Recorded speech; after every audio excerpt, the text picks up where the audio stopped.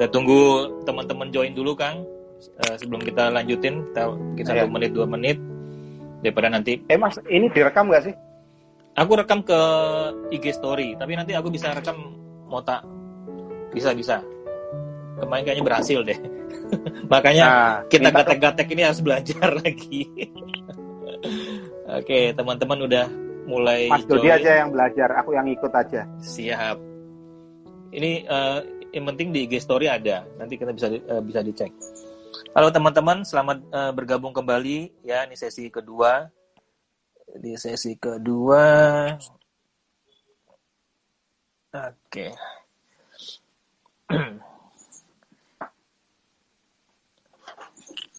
Oke, tadi Mas Bea menceritakan saat menanggapi pertanyaan dari Mas Krista ya soal gimana sih kadang-kadang kita tuh melawan feeling harusnya sudah harus balik ya kan, tapi karena ada sesuatu yang momennya bagus jadi tetap melanjutkan sampai yang pasti itu ada resikonya tadi yang seperti terakhir Mas Bea sampaikan gitu kan. Jadi gimana saat lari di parit-parit terus ngelihat sekumpulan anak-anak muda yang ada yang terluka di garis-garis temannya, Mas Bea akhirnya keluar dari parit ya Mas ya, dan memotret mereka. Iya, akhirnya aku keluar dari parit, naik, aku lari dulu di dalam parit itu mendahului mereka, terus naik ke parit, balik arah, aku motret mereka. Jadi sebetulnya feeling itu seperti dari pelajaran itu, feeling itu seperti perjanjian kita sama kita sendiri. Dan perjanjian kita sama kita sendiri itu kayaknya selalu dicatat sama yang kuasa kayaknya. Kalau dilanggar ya kayak gitu ya? Iya, benar. Jadi ketika aku bilang dari parit, ini nggak apa-apa, 3 frame aja, cepet, gitu.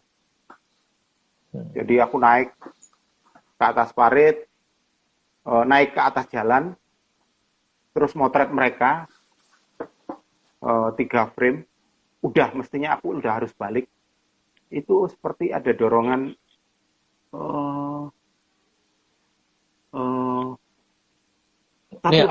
satu lagi. Ada yang bagus nih, ada yang bagus nih momennya. Iya, ini satu lagi nih cakep nih. Oh iya benar, satu lagi, gitu.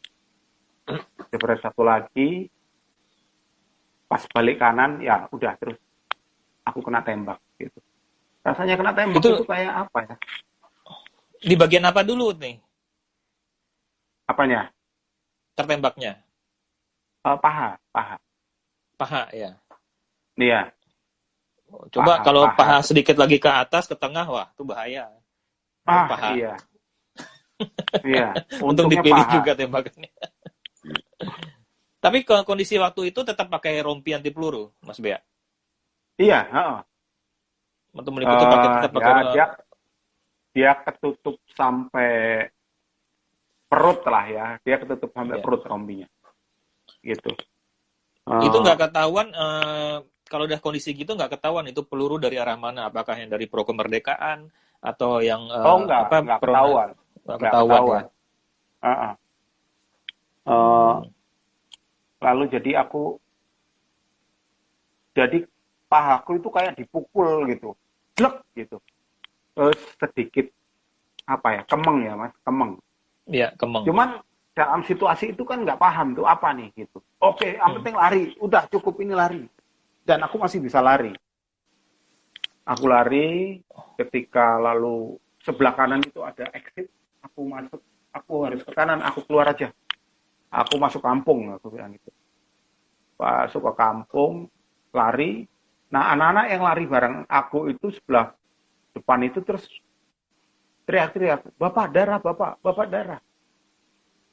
Ya, aku cuek aja gitu. Terus lama-lama aku paham, loh, Bapak siapa? Aku lihat belakang nggak ada yang lari, nggak ada lagi. Berarti dia bilang sama aku kan, oh darah, aku nggak apa-apa kok. Aku bilang itu kamera itu masih tak pegang begini 2 kan, lari.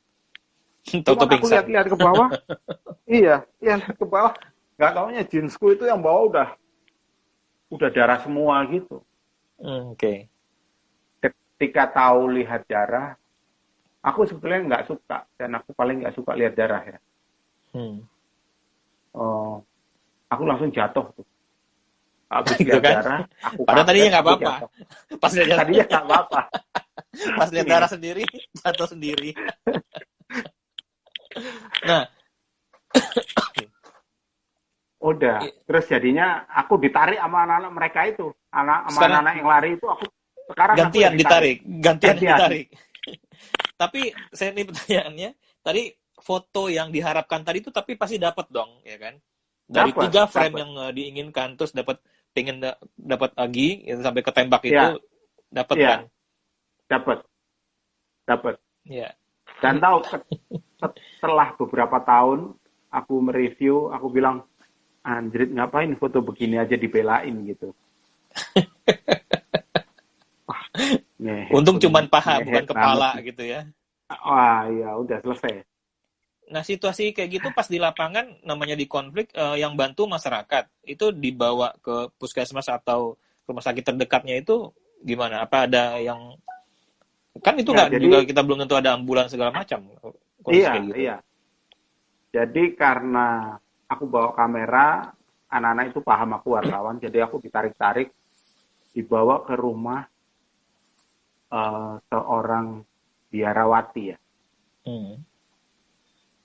Oh, dan di situ ternyata orang-orang yang terluka karena konflik itu ada di situ semua, 12 orang.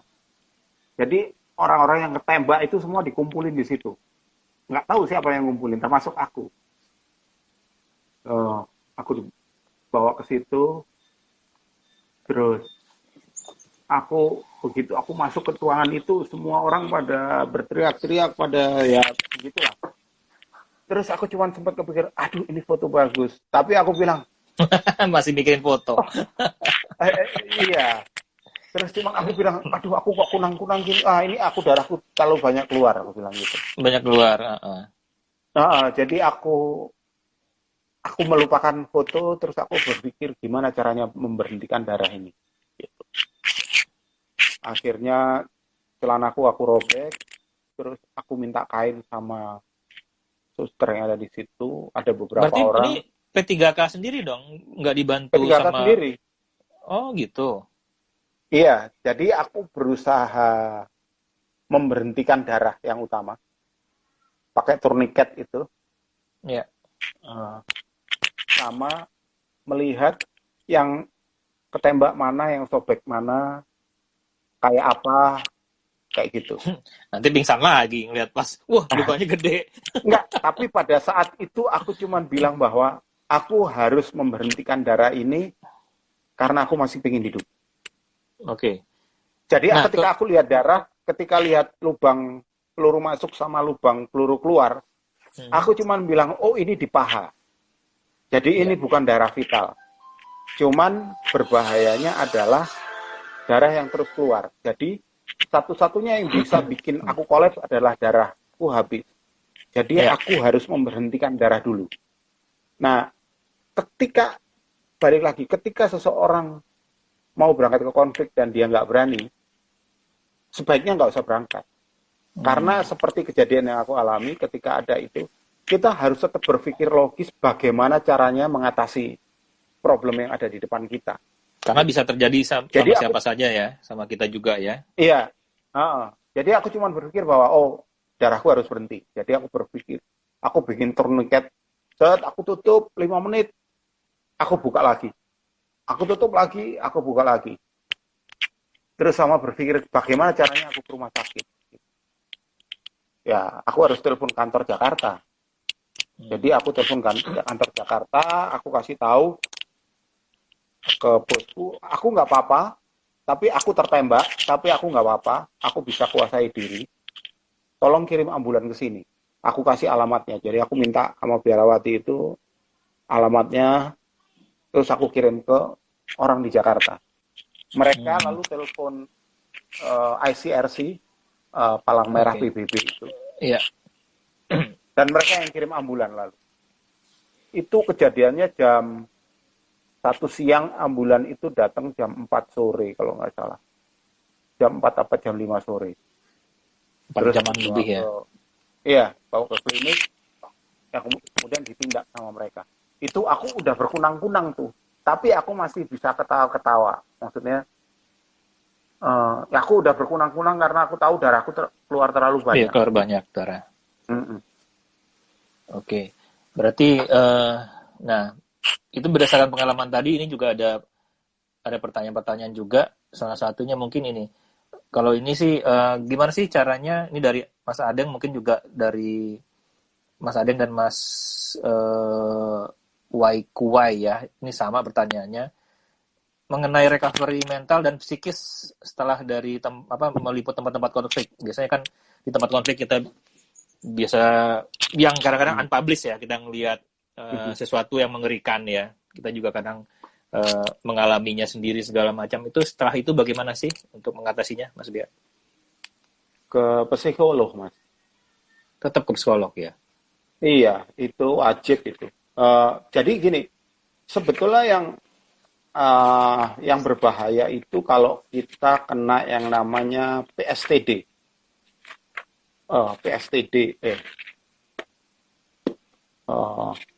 Meliput konflik sama meliput di daerah bencana itu sama. Kita akan dihadapkan pada penyakit stres, apa namanya, PSTD ya, post trauma stress disorder. Jadi trauma yang kita terima bukan PSBB ya. Bukan. Kan stres ini kan juga PSBB ini mengalami stres juga nih di PSBB, nggak kemana-mana nih. Jadi tetap ke psikolog dong jadinya ya. Iya, ke psikolog. Jadi itu kita nggak bisa membedakan. Jadi misalnya aku meliput ke Intim konflik, terus aku balik ke Jakarta. Di Jakarta itu keadaan kan udah aman, ayem. Tapi pikiranku itu masih ada di Intim. Oke. Bayangan-bayangan itu ada muncul gitu ya. Iya, yang paling parah yang pernah aku alami post traumatic stress disorder itu ketika aku habis meliput tsunami. Aceh. 6 minggu di Aceh, balik lagi. Aku selama di rumah itu aman, menyenangkan. Pikiranku masih di Aceh. Jadi perbedaannya adalah lalu ketika di Jakarta itu aku merasakan tidak punya problem sama sekali. Bahwa kehidupanku itu begitu indahnya, begitu lancarnya, nggak punya problem sama sekali. Nggak seperti orang-orang di Aceh atau di daerah perang. Nah, yang jadi masalah itu ketika ada orang lain, temanku mengeluh ke aku, atau yang sering adalah istri sama anak mengeluh. Bukan mengeluh, jadi mereka punya problem, mereka cerita. Aku punya problem, misalnya pensilnya hilang, dia cerita. Yang aku terima itu bukannya, ayo kita cari bareng-bareng pensilmu di mana, atau oh hilang ya udah yuk tak anterin beli yang baru. Bukan begitu yang tak terima. Tapi yang tak terima itu aku adalah come on gitu. Orang-orang di Aceh itu kehilangan saudara, kehilangan bapak ibu, kehilangan rumah. Mereka nggak bingung, kamu kehilangan pensil aja kok mengeluh sih gitu. Yang ada aku menyalahkan mereka dan aku marah sama mereka. Dan itu kejadian gitu.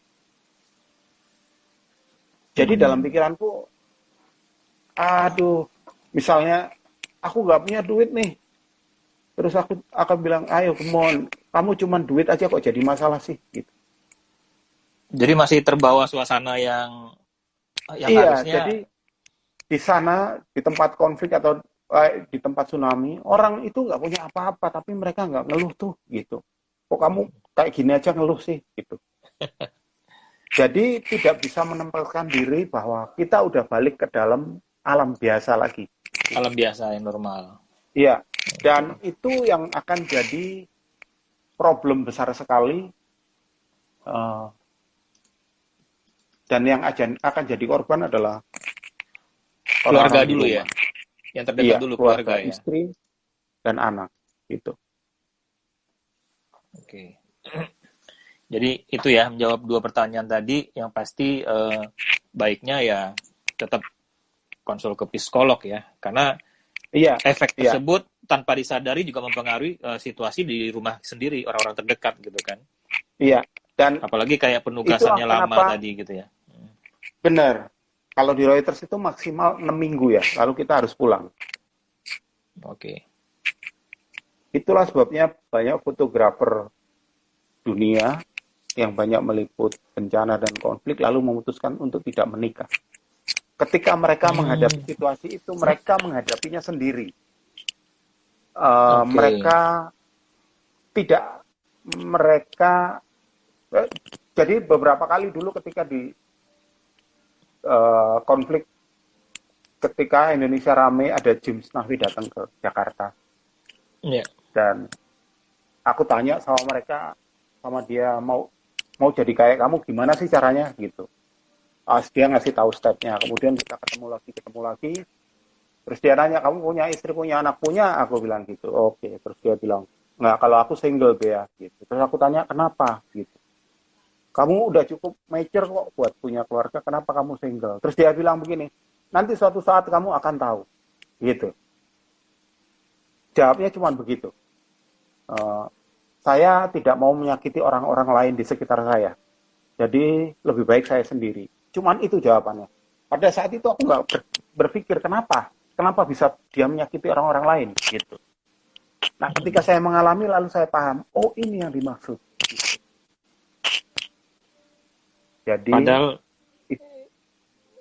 iya, istilahnya ya semua itu ada risikonya lah gitu. iya. Tapi alhamdulillah semua kalau Mas Baya kan bisa dapat dihandle dengan baik gitu kan. Sampai Sekarang, saat ini karena juga Mbak Nananya sangat mendukung, anak-anaknya juga support ya, gitu kan. ya, Walaupun ya itu tadi hal-hal kecil yang seperti itu juga pernah tersampaikan gitu kan. Padahal mereka juga nggak ya, ngerti gitu kan. Gitu. Mungkin begitu ya. Oke, Mas B jadi mau bacain yang salah satu pertanyaan yang udah di itu? ya, ya, ya, ya. Ada dari pertanyaan dari Arif nih, Arif. Bagaimana Om Beawerta melihat hidup setelah meliput Perang Timur Timur dan bencana-bencana lainnya? Ini pertanyaan di Instagram. Aku mau bilang, eh, bagaimana aku melihat hidup? Eh, hidup itu anugerah yang harus disyukuri. Eh, semua orang pasti punya problem, tapi problemku hidup di Jakarta, di rumahku, bekerja, tidak sebesar orang-orang yang hidup di daerah konflik, tidak sebesar orang-orang yang hidup di daerah bencana. Gitu. Orang Aceh itu luar biasa dalam cara memandang hidup. Ketika aku balik ke Jakarta, lalu aku merasakan, oh aku punya rumah, aku punya kendaraan, istriku baik sekali, anak-anakku lucu-lucu. So, jadi apa?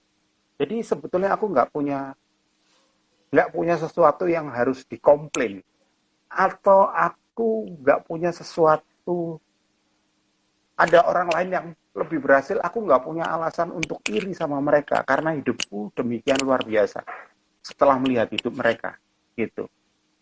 Uh, jadi kalau ada lagunya siapa bilang bahwa hidup itu anugerah ya, lalu sekarang saya memandang hidup itu anugerah yang gitu. Lalu buat saya agama itu bukan lagi nomor satu. Nomor satu itu rasa kemanusiaan. Jadi kalau aku Muslim, ada temanku Kristen, lalu itu bukan sesuatu yang perlu dibesar-besarkan gitu. Bukan sesuatu yang apa, kalau ada pertentangan, sesuatu yang harus dipertentangkan, enggak gitu.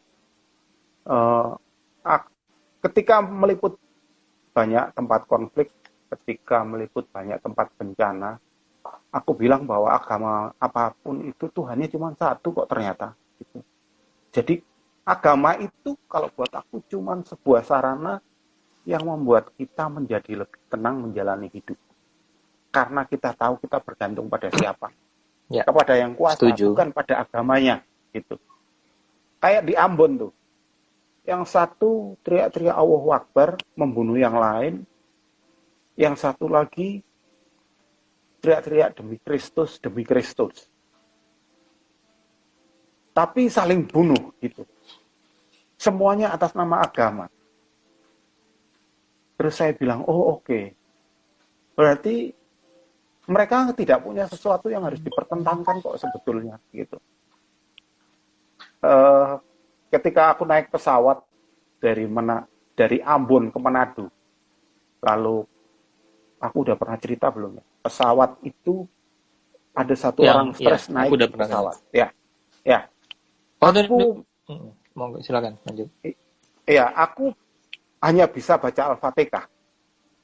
Temanku Benny yang Kristen itu berdoa Bapak kami, komat kami, mengajak aku berdoa Bapak kami. Aku diajak berdoa Bapak kami karena dia bisa. Dan aku berdoa. Karena aku waktu SD, aku masuk SD Kristen. Jadi aku berdoa Bapak kami sama Benny. Kemudian aku memakai Al-Fatihah. Ketika kita selamat di Manado, terus yang dipertanyakan, loh Tuhan itu nolong siapa ya? Nolong aku yang Muslim apa nolong Benny yang Kristen? Gitu. Aku banyak banget dihadapkan soal-soal begitu, jadi aku bilang bahwa, bahwa embel-embel itu nggak bisa dipertentangkan. Dan sebetulnya hidup itu anugerah kok, yang harus patut disyukuri. Gitu. Kayak gitu aku memandang hidup. Oke. Itu jawaban dari pertanyaan yang itu ya? Terus ada banyak pertanyaan lagi. Jangan dipotong terus dong. Aku kan juga nggak tahu Mas Bea tadi mau berhenti atau enggak. Gimana sih? Kadang-kadang kan masalah audio. Protes aja. Bercanda Mas. Siap, laksanakan. Karena kan Mas Bea lagi ada satu ketukan, dua ketukan, tapi pikir udah berhenti gitu kan. Oke. Mau bacain satu pertanyaan lagi, Mas Bea? Krista Elin, ceritain dong Untold Story udah tadi ya. Yang Gini, udah ini ya. ada lagi dari Sakti. Apakah setiap fotografer motret konflik punya apa ini? Kok hilang?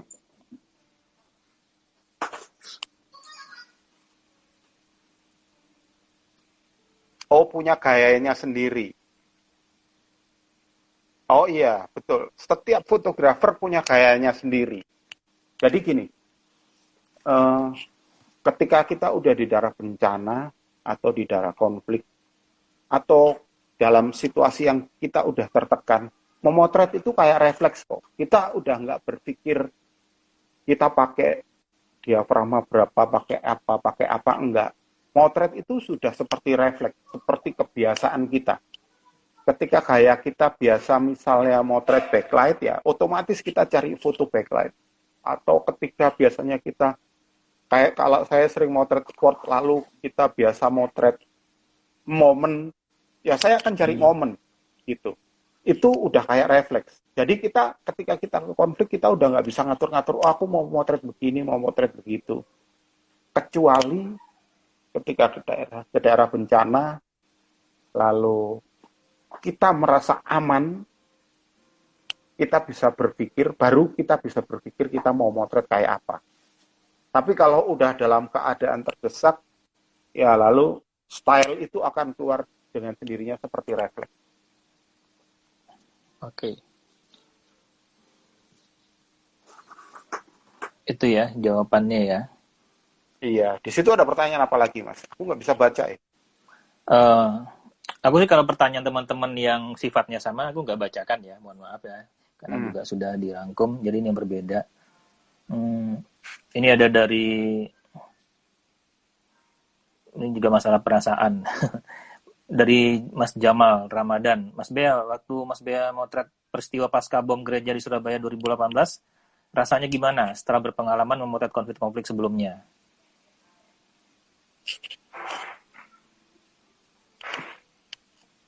Gimana rasanya ya?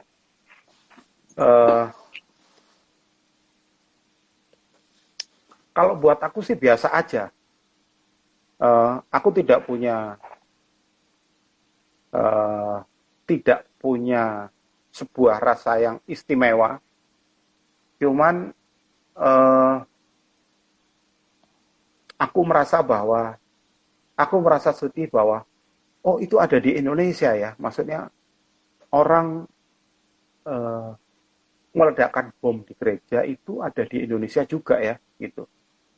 Bukan hanya yang aku lihat di film-film, gitu. Itu aja. Lalu besoknya kan, pada saat besoknya kemudian ada juga kan itu yang dia meledakkan, dia suami istri bawa anaknya meledakkan diri di Polwitabes, Ya. gitu. Eh,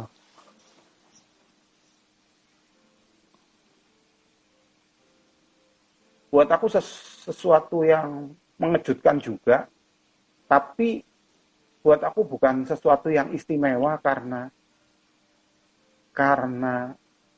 hal itu banyak terjadi di Indonesia, gitu. Itu aja sih. Oke.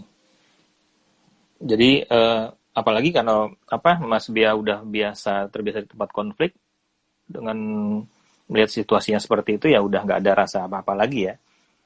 Iya, betul. Kang, aku mau tanya soal ini, kita ke masalah foto ini yang ditampilkan. Ini kalau boleh diceritakan, Kang, situasinya seperti apa nih? Ini di mana? Di Jadi daerah itu tim-timnya di mana di gimana? Dili, di Dili habis konflik yang dia bawa pedang itu, yang foto dia bawa pedang itu kan konflik lumayan seru tuh di dalam kota. Kemudian ada beberapa yang meninggal. Nah, Oke. aku meliput pemakaman. Jadi di sebelah kanan ini ada jenazahnya udah dimasukkan peti. Ini anaknya. Anak korban ya, Kang? Jadi mereka mau memakamkan bapaknya yang jadi korban, gitu. Nah, ini eh, ini anaknya, gitu. Ya buat aku politik dan konflik itu hanya membawa kesedihan kok, gitu. Nggak ada yang lain. Karena ujung-ujungnya hanya soal perebutan kekuasaan, gitu. Jadi di foto ini yang akan yang Mas Bea tampilkan ya kesedihan itulah ya. Kesedihan. Akibat konflik Iya. ya. Iya. Ya. Oke. Saya juga jadi sedih ngeliat fotonya. Membawa. Jadi Jangan foto yang bercerita gitu. itu yang bisa membawa suasana orang yang melihatnya kan. Ini ada pertanyaan kalau dari Mas Dikto, tadi udah dijawab ya Mas, mungkin di sesi 1 ya. Pertama kali mau terbencana sama konflik gimana, terus perasaannya gimana, apa yang udah dipersiapkan, tadi udah banyak sekali udah dibahas. Ya, mungkin kita. Terus, nah ini juga, kita lanjut ke foto selanjutnya. Nggak terasa loh Kang, ini udah 21.25. Kalau jadwal kita sampai 21.30. Oke, ini Sanana ketika dia berpesta setelah terpilih menjadi presiden Timor Timur. Ini 2000 berapa ya? Lupa, ini aku udah pakai digital. Oh, setelah konflik 99 ya berarti ya? Iya, setelah konflik 99. Jadi ini habis pemilu, Sanana terpilih jadi Perdana Menteri Timor Timur. Dan dia mengadakan pesta.